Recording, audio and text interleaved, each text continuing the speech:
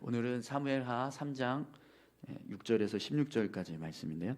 권력의 눈먼 결과라는 제목으로 같이 함께 말씀을 나누겠습니다. 어제 말씀에서 다윗이 하나님의 은혜가 아니라 인간적인 욕망으로 자신의 집을 세워가는 모습을 볼 수 있었습니다. 다윗은 유다의 왕이 되고 나서 이제 기존에 있던 두 여인 외에 4명의 여인을 더 아내로 맞이했습니다. 그리고 그들을 통해서 이제 아들들을 얻게 되었는데요. 여러분 분명 이 모습은요, 하나님의 은혜를 통해서 얻은 어떤 축복의 결과가 아니라 다윗이 자신의 어떤 권력을 이용해서 욕망을 채운 결과들입니다. 분명 다윗이 이런 일을 할 수 있었던 이유는 유다의 왕이 되어서 그의 권력이 견고해지고 또 강하게 되면서 자신이 원하는 일은 무엇이든지 할 수 있는 그런 자유가 다윗에게 주어졌기 때문에 그렇게 되었을 것입니다. 그런데 여러분, 하나님 앞에서 거룩함과 의로움을 잃어버린 자유는요, 방종입니다. 우리 주일날에도 사치와 방종을 멀리하라라고 말씀 같이 함께 나눴었는데, 다윗의 모습은요, 전형적인 어떤 권력을 소유하고 있는 자가 행하는 방종의 모습인 거예요.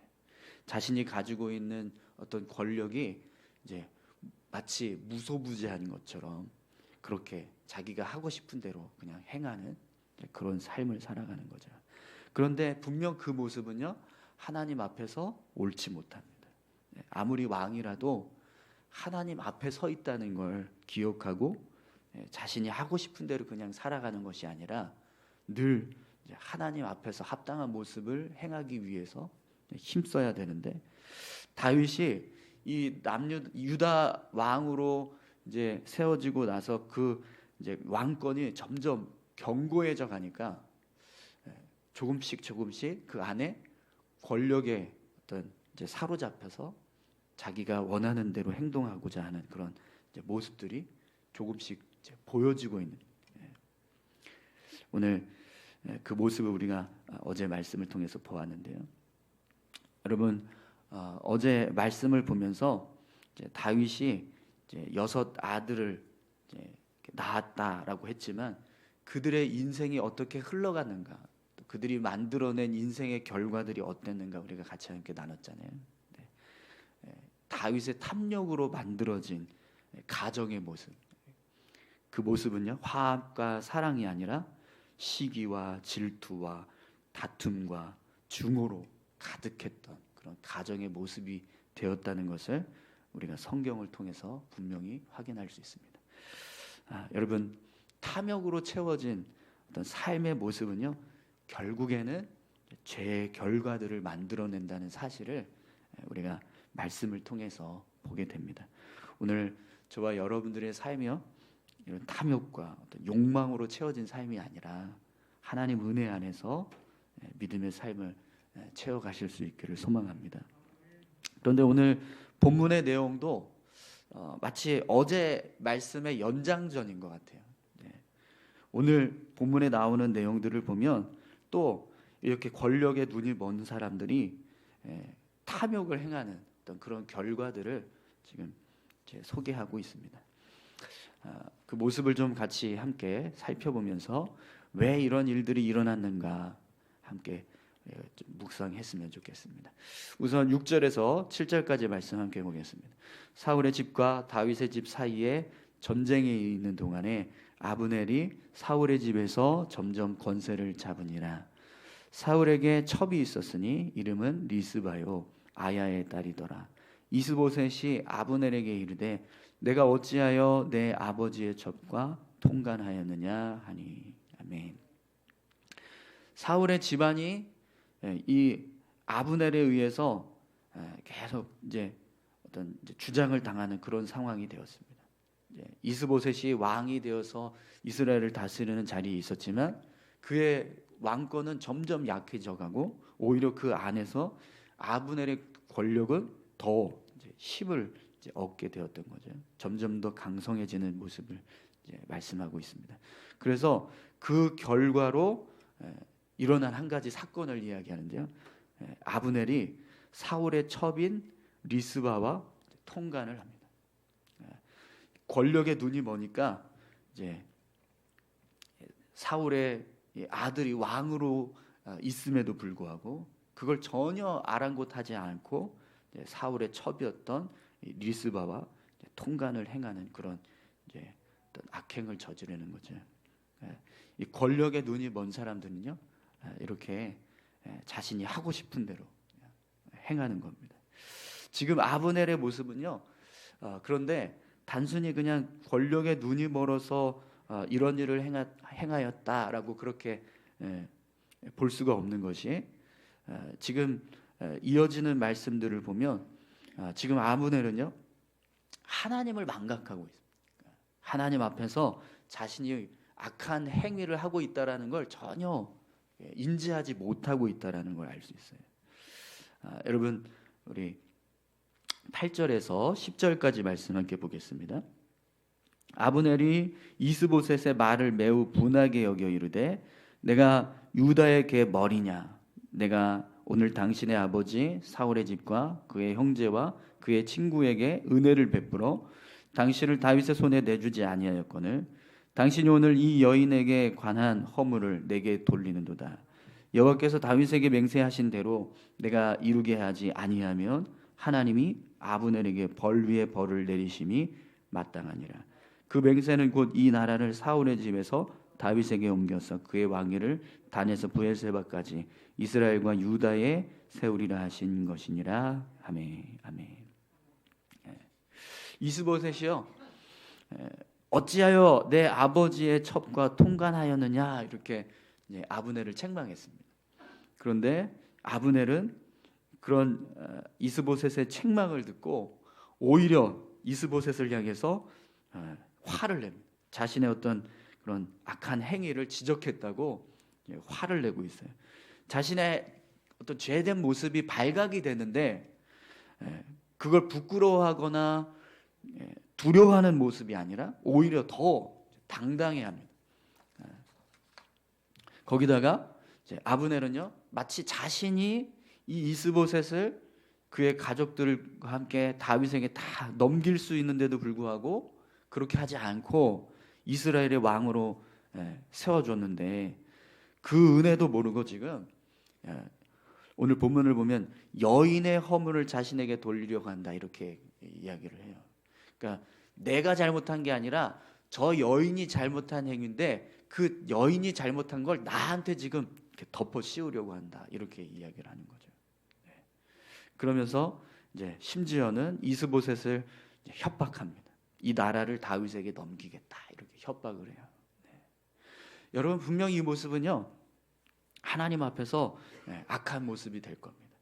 그러니까 자신이 행한 어떤 악행에 대해서 회개하는 것이 아니라 그걸 지적받아 들켜서 그게 지적되었으면 그걸 가지고 부끄러워하면서 자신의 어떤 죄된 모습을 회개하고 돌이키려고 하는 모습이 아니고, 지금 아브넬의 모습은요, 오히려 더 마치 내가 무슨 죄를 지었냐, 내가 무슨 악한 일을 행하였냐고 막 더 화를 내면서 오히려 그걸 지적하고 있는 왕을 위협하고 협박하는 그런 모습을 지금 보여주고 있는 거죠.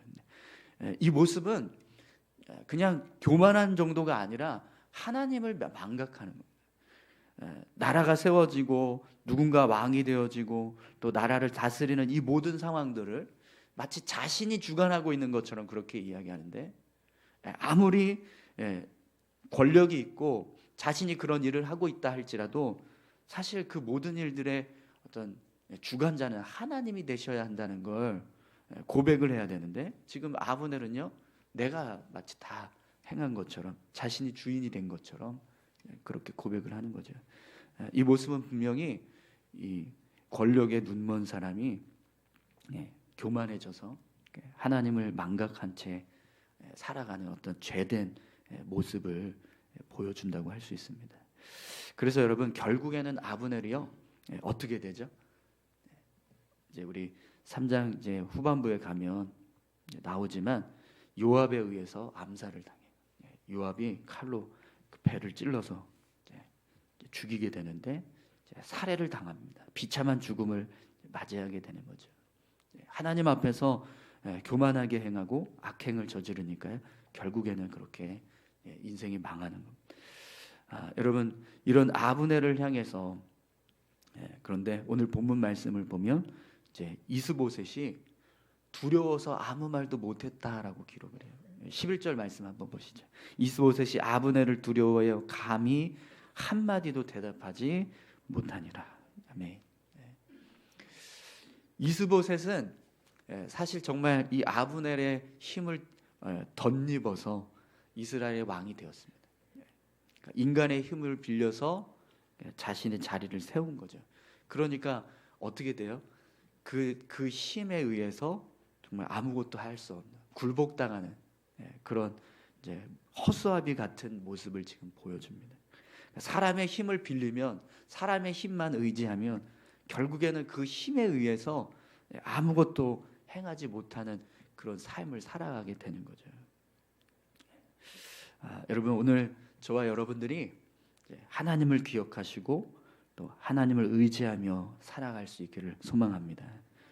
인간의 힘을 붙잡으면 거기에 휩쓸릴 수밖에 없고, 또 인간의 힘이 어떤 죄된 모습을 행한다 할지라도 거기에 떳떳해하지 못합니다. 바로 설 수가 없어요. 하나님 앞에서 바로 서고 하나님을 의지하고 나아가야 우리가요 더 당당할 수 있습니다. 살다 보면 사람들 앞에서 우리가 이렇게 막 어려움 당할 때도 있고 또 고개를 숙여야 할 때도 있지만, 그러나 내가 하나님 앞에 바로 서 있으면 아무리 내가 고개를 숙여야 할 그 상황 속에서도요 당당하게 나아갈 수 있다는 걸 여러분 잊지 마십시오. 오늘 이렇게 이 아브넬의 모습은요 이제 권력의 눈먼 자가 행하는 어떤 죄된 모습을 보여줍니다.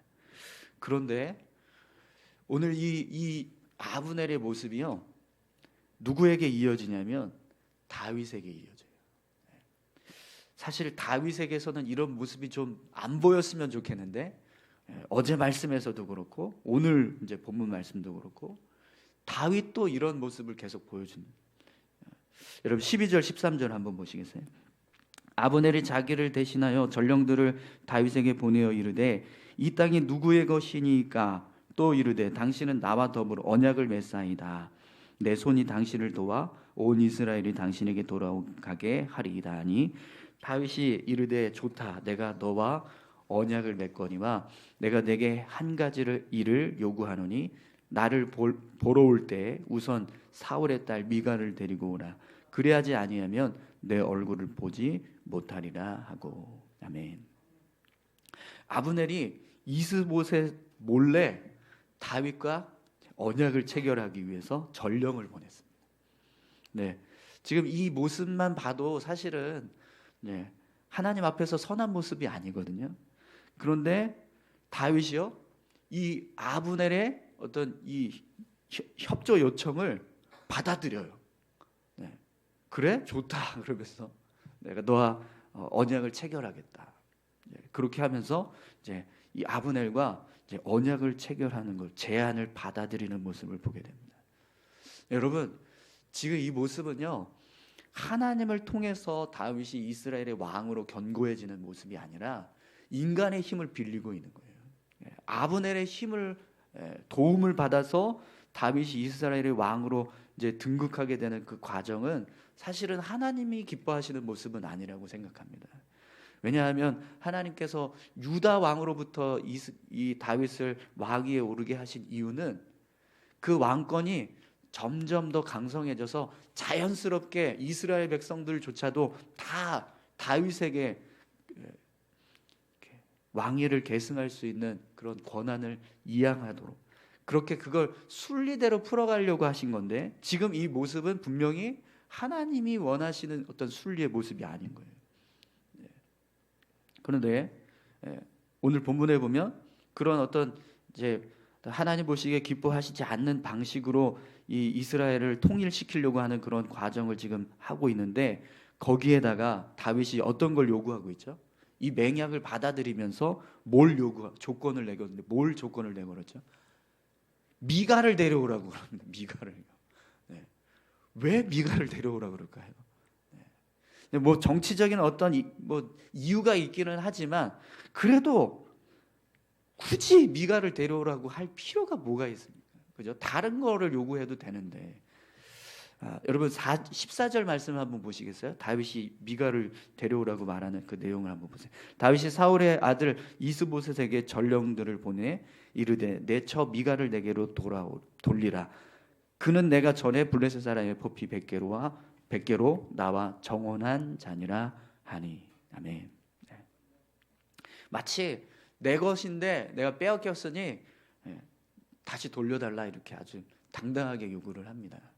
그런데 여러분, 우리가 이 미갈이 언제 이 발디라고 하는 사람에게 주어지게 됐는지 우리가 잘 알고 있죠. 다윗이 도피 생활을 시작함과 동시에 사울 왕이 이 미갈을 발디에게 넘겨주었어요. 사무엘상 25장 44절에 보면 이제 나옵니다. 그러면 한번 생각해 보세요. 미갈이 이 발디에게 간 시점이 다윗이 도피 생활을 시작한 시점이거든요. 그러면 지금 다시 미갈을 데려오라고 한 이때의 시간은 얼마나 흘렀을까요? 얼마나 지금 되었을까요? 20년은 더 됐을 겁니다. 도피 생활 10년, 그리고 유다 왕으로 등극한 지 7년 6개월, 그리고 유다에서 4아내를 더 맞이해서 6아들이 태어난 것까지 다 합치면 적어도 20년이 흐른 거예요. 그러면 20년이 흐른 이 상황에서 아무리 자기 아내였던 사람이라고 해도 굳이 그 사람을 뭐하러 데려오라고 그래요. 20년 동안 남의 지금 아내로 살고 있었는데 그 사람 데려와서 뭐하게요. 그죠? 데려와서 어떻게 했는지 아세요? 골방에 가두고요, 쳐다도 안 봤어요. 그래서 미갈이 다윗으로부터 전혀 자녀를 낳지 못합니다. 그러니까 데리고 오긴 했지만 거들떠도 안 봤다. 그런 악한 일을 행할 거면 뭐하러 데리고 옵니까? 오늘 본문을 보면 여러분 이것 때문에 어떤 일이 벌어졌죠? 15절 16절 말씀을 보세요. 이스보셋이 사람을 보내 그의 남편 나이스의 아들 발디엘에게서 그를 빼앗아 오매 그의 남편이 그와 함께 오되 울며 바울임까지 따라왔더니 아브넬이 그에게 돌아가라 하매 돌아가니라. 아멘. 한 가정이 파탄났습니다. 그 남편이 얼마나 슬픈지 막 눈물을 흘리면서 쫓아가는 거예요. 바울임이라고 하는 지역까지 한참을 쫓아갔다는 겁니다. 이 발디엘이요, 미갈을 굉장히 사랑한 거예요. 이 가정이 미갈과 발디엘이 그냥 이렇게 다윗의 아내였다가 이 발디엘에게 이렇게 주면서 이렇게 막 이게 뭐 이상한 가정의 모습으로 그렇게 있었던 게 아니라 한 가정으로 온전하게 세워져 있었다라는 겁니다. 그런데 그 온전한 가정에서 미갈이 지금 빼앗겨지는 상황이 벌어진 거예요. 그러니까 이 남편이 너무 슬퍼서 울면서 뒤를 쫓아서 가는 겁니다. 그걸 보고 아브넬이 돌아가라고 하니까 그제서야 이제 돌아가요. 이 돌아가라고 하는 이 말은요, 그냥 돌아가 이게 아니라 그만 따라와라. 안 그러면 널 죽이겠다 이렇게 위협한 겁니다. 한 가정이 파괴되는 그런 일들이 일어났습니다. 20년 동안 다른 남편의 아내로 살고 있던 미갈을 굳이 뭐하러 이 이스라엘을 통일시키고자 하는 그 과정에서 이게 뭐가 필요하다고, 그죠? 이 모습은요, 지금 다윗이 어떤 인간의 욕망을 가지고 탐욕을 부리고 있는 모습을 그대로 보여주는 거예요. 여러분, 오늘 이 말씀의 내용을 통해서 다윗이 지금 하나님 앞에 제대로 서지 못하고 있는 모습을 우리가 보게 됩니다. 여러분, 그럼 왜 이렇게 이런 일들이 일어날까요? 권력이 우리 마음을 사로잡으니까, 어떤 세상적인 어떤 욕망이 우리 마음에 들어오니까요, 이렇게 하나님을 잊어버린 채 삶을 살아가는 겁니다. 이 모습을 통해서 우리가 깨닫게 되는 것은요, 아무리 다윗처럼 훌륭한 신앙을 가지고 있는 사람도 결국에는 권력의 눈이 멀면 하나님 앞에서 악한 모습을 행할 수 있다. 다윗도 연약한 인간이었다. 그의 인생이 굉장히 훌륭하고 아주 정말 위대한 왕이라고 평가를 받고 있지만, 그러나 다윗의 모습 속에도 이렇게 연약한 어떤 죄된 모습들이 순간순간 나타난다. 우리가 사무엘상에서도 그런 모습을 많이 봤잖아요. 다윗이 하나님 생각하지 않고 블레셋으로 넘어가고 자기 멋대로 행동하는 그런 일들을 계속 봅니다. 중간중간마다 봐요. 그죠? 네. 오늘 저와 여러분들이요, 우리 다윗의 모습을 생각하시면서 내가 늘 깨어 있어야 되겠구나. 아무리 내 신앙이 좋아도 언제든지 내가 넘어질 수 있구나. 이걸 잊지 마시고요. 하나님 앞에서 늘 겸손하게 서시고 또 하나님의 뜻을 따라서 살기 위해 힘쓰시는 저와 여러분들 다 되셨으면 좋겠습니다. 우리 같이 함께 기도하실까요? 하나님, 어떤 세상의 어떤 물질이나 또 힘이나 어떤 재능 같은 그런 세상의 가치들 때문에 우리의 눈이 멀어서 또 하나님을 잊어버리는 어떤 망각된 그런 행동, 그런 삶의 모습을 우리가 행하지 않도록 하나님 늘 하나님 앞에서 겸손하게 설 수 있게 하시고 또 하나님이 기뻐하시는 일들을 이루어갈 수 있도록 하나님 우리를 인도해 달라고 우리 같이 함께 다 같이 기도하시겠습니다. 아버지 하나님 감사합니다. 하나님, 하나님을 기억하고 하나님 앞에서 바로 설 수 있도록 하나님 인도해 주시옵소서.